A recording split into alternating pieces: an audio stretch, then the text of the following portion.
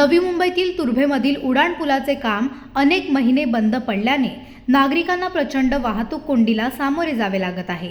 तर या ठिकाणी अनेक अपघात होऊन प्रवाशांचे जीवही गेले आहेत। नवी मुंबई महानगरपालिका याबाबत कोणतेही ठोस पावलं उचलत नाही।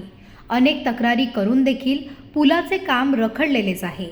त्यामुळे आज महाराष्ट्र नवनिर्माण सेनेच्या कार्यकर्त्यांनी उपोषणाचे हत्यार उपसले असून मनसेचे विभाग अध्यक्ष चंद्रकांत मंजूरकर यांनी आमरण उपोषणाला सुरुवात केली आहे आणि जोपर्यंत आमच्या मागण्या पूर्ण होणार नाहीत तोवर आम्ही उपोषण सुरू ठेवू असे देखील त्यांनी यावेळी सांगितले। तसेच मनसेचे ठाणे जिल्हा प्रमुख अविनाश जाधव यांनी भेट देऊन उपोषणकर्त्यांशी चर्चा देखील केली आहे। 22 पासून आम्ही पत्रावर करतो महानगरपालिका अधिकाऱ्यांना, आयुक्तांना, शहर अभियंत्यांना वारंवार पत्र देऊन सुद्धा या ठिकाणी काम होत नाही। या ठिकाणी पब्लिक आपलं ब्रिज उभं राहत नाही आहे पुरणपूल।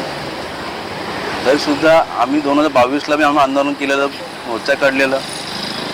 त्यानंतर आम्ही गेल्या 8-15 दिवसापलीकडे आम्ही रस्ता बंदनं आंदोलन पण केलेलं आहे। शेवट अगदी 2 महिने काम करतात, अजून 6 महिन्यात काम थांबवणार, अजून परत 2 महिने काम चालू करणार, अजून परत 6 महिन्यात थांबवणार। म्हणजे आता असं किती जणांचं ॲक्सिडेंट होतं या ठिकाणी।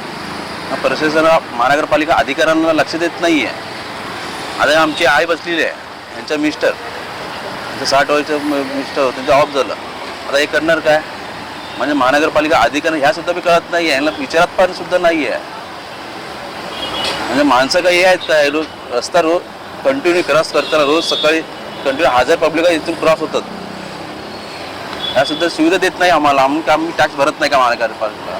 घरपट्टी टॅक्स भरतो, प्रत्येक जे काही टॅक्स आहेत आम्ही सगळं टॅक्स आम्ही भरतो महानगरपालिका झोपडपट्टीतून, पण आम्हाला सुविधा देत नाही आहे। तर बाजूच्या ठिकाणी दुसऱ्या गावात झोपडपट्ट्यामध्ये तिकडे त्या लोकांना विकास म्हणजे गोष्टी भेटतात, पण आम्हाला तुर्भा काही गोष्टी आम्हाला भेटत नाही आहे। तुम्हाला काय वाटतं हे काम दरवडी का रखडतंय?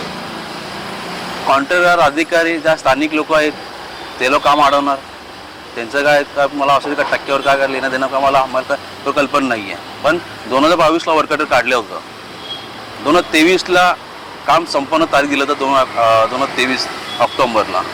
आज 2024 आहे, 2025 उद्या त्याला, आज 15 दिवस झालं तर 2025। म्हणजे हे काम गिरीज म्हणजे 3-3, 4-4 वर्ष लागतं या लोकांना।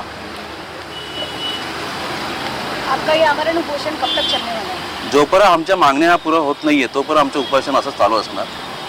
जोपर्यंत अधिकाऱ्यांना लक्ष देत नसेल तो आमचं उपोषण चालू असतं।